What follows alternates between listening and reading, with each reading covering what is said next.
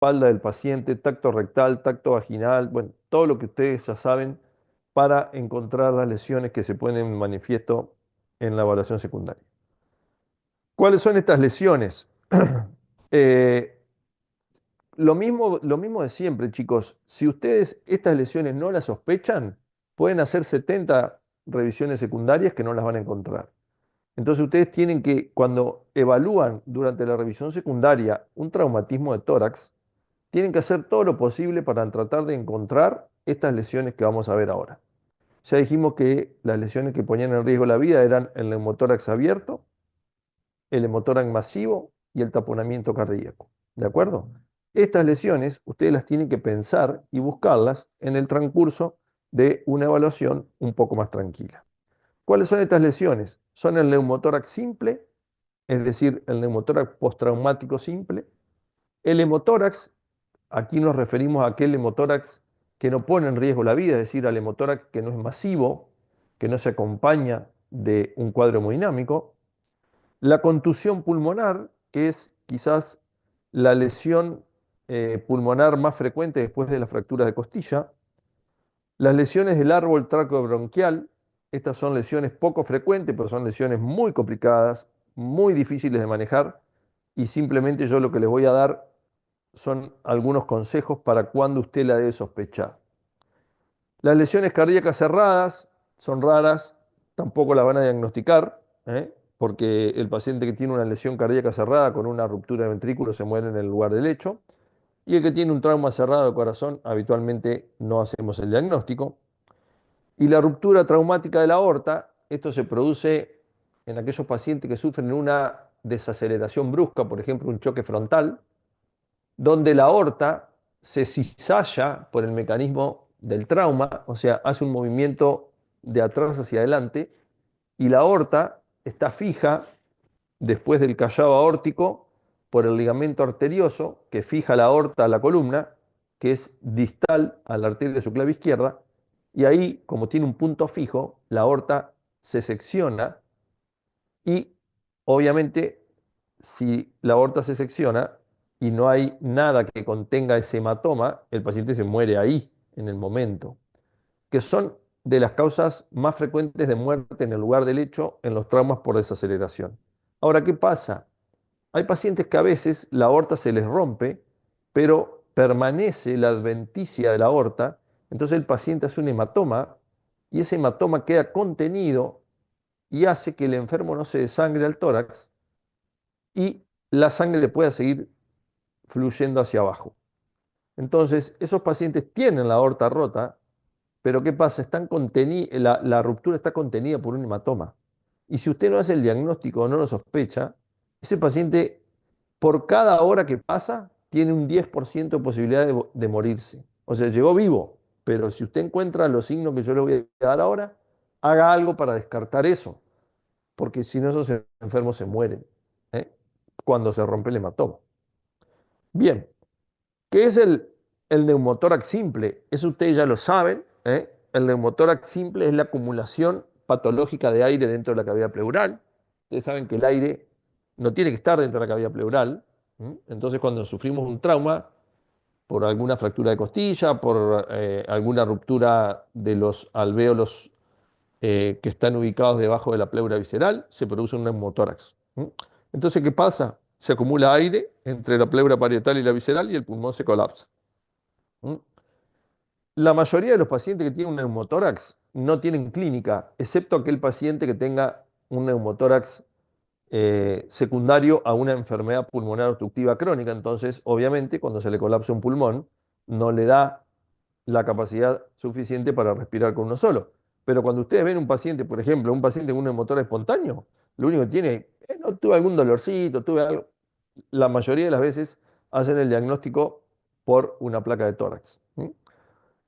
El, ¿Cómo se mide el neumotórax? El neumotórax se mide en grados. ¿Cómo es los grados? Uno tiene que trazar una línea imaginaria por el medio de la clavícula y cuando el muñón del pulmón está por fuera de esa línea es un neumotórax grado 1. Cuando está a nivel de esa línea es un grado 2, que sería esto. Y cuando está por dentro de esa línea es un grado 3. Lo que usted tiene que mirar es el muñón del pulmón, no tiene que mirar esto acá. Hay que buscar esta línea que está acá, que es el borde del pulmón que está colapsado.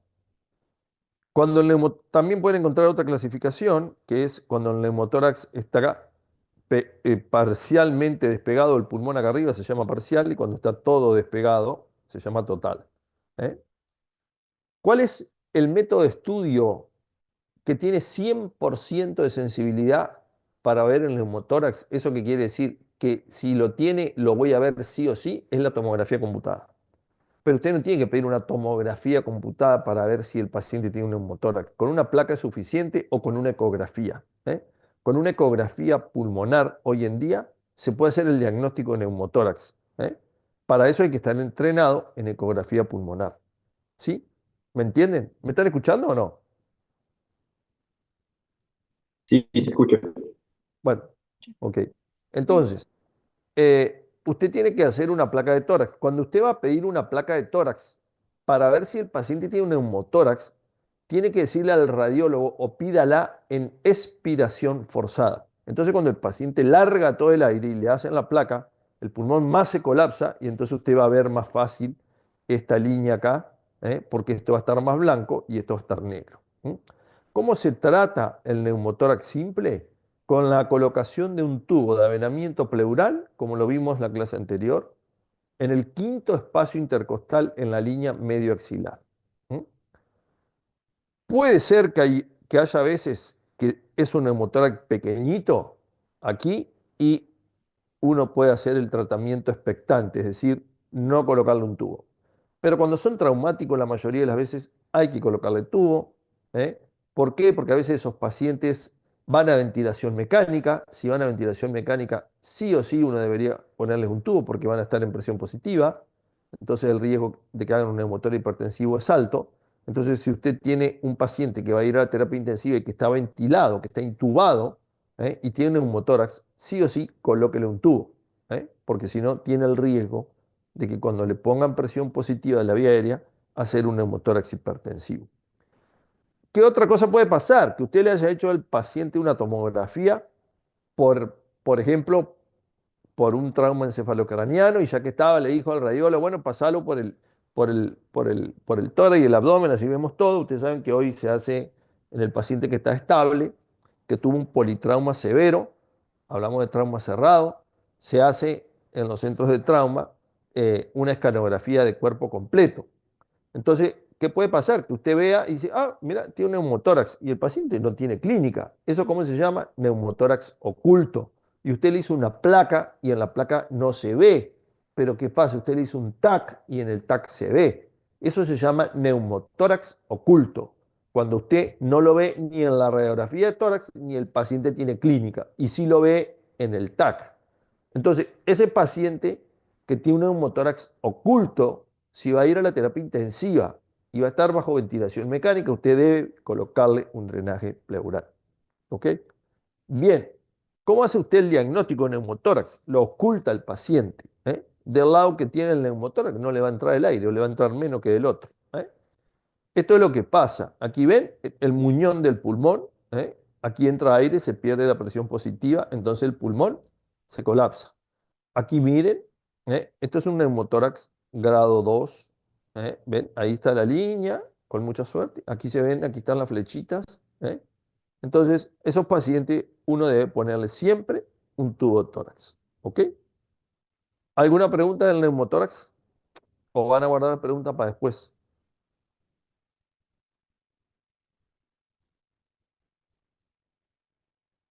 Yo no tengo ninguna consulta.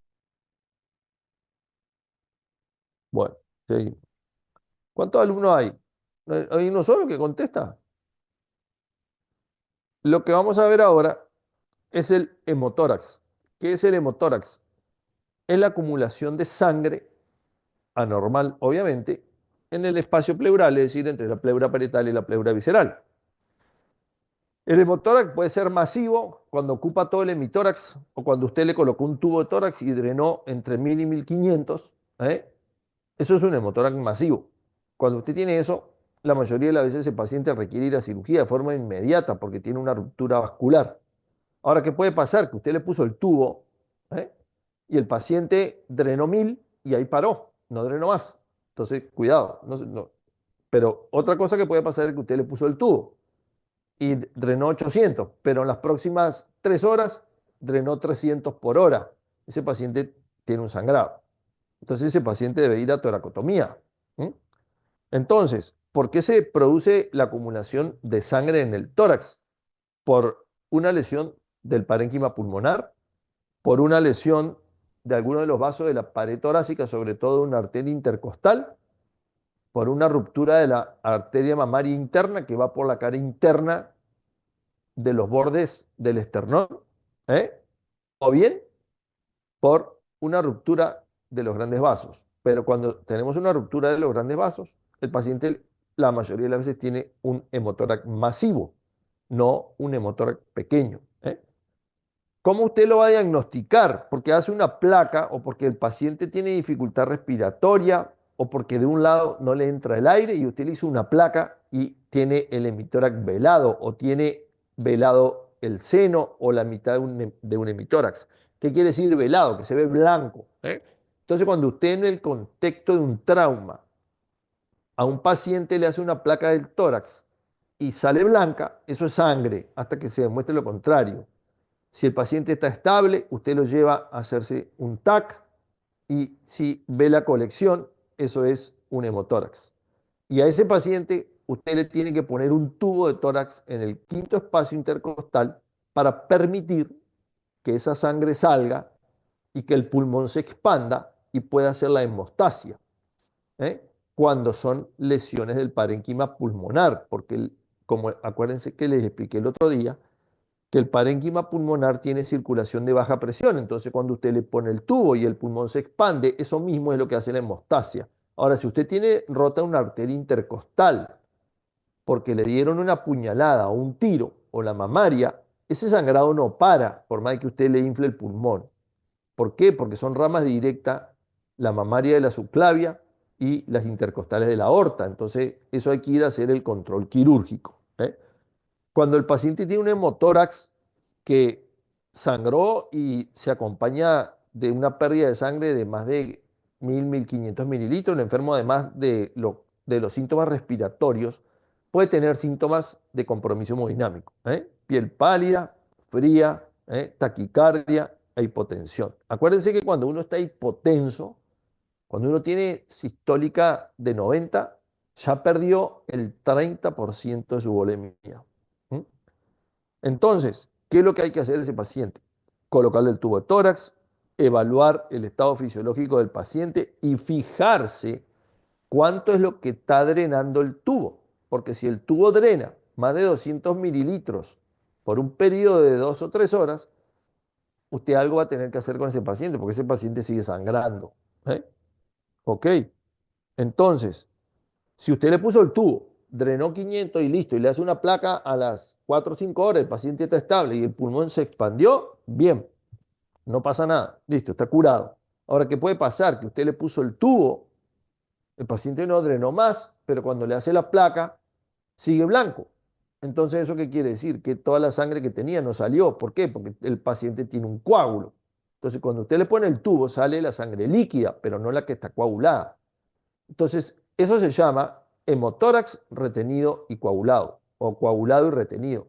Entonces, cuando usted tiene un trauma de tórax y a los 2 o 3 días le hizo una placa porque usted le puso un tubo, porque tenía un neumotórax o porque tenía un hemotórax y ve blanco, eso es sangre que está coagulada y eso hay que operarlo y sacarlo, porque si no eso se infecta y hace un empiema. ¿Ok? Aquí tenemos la contusión pulmonar, ¿eh? La contusión pulmonar es, como la palabra lo dice, un golpe contuso dentro del parénquima pulmonar, ¿eh? Transmitido por una fuerza externa que lo que produce es una hemorragia dentro de los alvéolos, ¿eh? Y a su vez esto produce un edema del intersticio pulmonar alterando el intercambio gaseoso. Entonces, esto es lo que produce como resultado final lo que se llama el síndrome de distrés respiratorio agudo del adulto, ¿eh? Que, ¿cómo lo vamos a diagnosticar? Porque el paciente tiene dificultad respiratoria. Esto no es en el momento del trauma, es horas o días posteriores. Habitualmente, después de las 4 a 6 horas, en un paciente que tiene un trauma grave de tórax, que empieza con dificultad respiratoria, con disminución, caída de la saturación, ¿eh? Y usted le hace una placa y ve esto, estos infiltrados algodonosos bilaterales, ahí nomás lo lleva al TAC, ¿eh? Y ve esto, ¿eh? Y la contusión pulmonar en la placa tiene que pasar entre 4 y 6 horas para que usted pueda ver esto. En cambio, la tomografía es instantáneo, es inmediato, ¿eh? Usted ve la contusión así, ¿eh? Como una hemorragia dentro del parénquima pulmonar. ¿Eh? El paciente puede tener una contusión pulmonar y no tener nada, no tener ningún síntoma, pero la mayoría de las veces estos pacientes tienen disnea, pueden tener hemoptisis, es decir, expectoración con sangre, taquicardia, hipotensión y enfisema subcutáneo por el mismo trauma. ¿Eh? ¿Cuál es el tratamiento de la contusión pulmonar? Todo depende del grado de dificultad respiratoria que tenga el paciente. ¿Eh? Si el paciente tiene una saturación de oxígeno menor de 90, uno le puso oxígeno con máscara y el paciente no levanta esa saturación y cada vez le cuesta más a su mecánica respiratoria ventilar y uno le hace la medición de la PAFI, es decir, de la fracción inspirada de oxígeno sobre la presión parcial de oxígeno, y eso está alterado. Entonces muchas veces estos pacientes cuando tienen contusiones pulmonares bilaterales requieren de intubación endotraqueal y soporte ventilatorio. El paciente que no requiere eso solamente requiere de oxígeno, una kinesioterapia importante para que el enfermo pueda manejar las secreciones, algún tratamiento de la causa de que el paciente tenga. Si el paciente tiene fracturas costales, bueno, se verá si hay que fijarlas, si no, hay que darle analgésicos para que pueda toser, para que pueda expectorar y lo más importante es la kinesioterapia. Pero muchos de estos pacientes requieren de ventilación mecánica. Otra lesión que podemos ver en los pacientes que tienen un trauma torácico es lo que se llama el enfisema subcutáneo. ¿Qué es esto? Es la acumulación anormal del aire dentro de los planos subcutáneos. ¿Eh? El paciente uno lo ve y está como inflado. ¿Eh? Uno le hace una placa y ve esto. Esto es aire en el tejido celular subcutáneo. Esto puede coexistir con neumotórax o no. O a veces no hay neumotórax. Y esto se produce, por ejemplo, en un paciente que tenga un trauma cerrado. ¿Eh? Entonces se produce el trauma y el paciente se le rompen los alvéolos que están debajo de la pleura visceral y se va el aire aquí por las vainas de los bronquios y se mete en el mediastino y diseca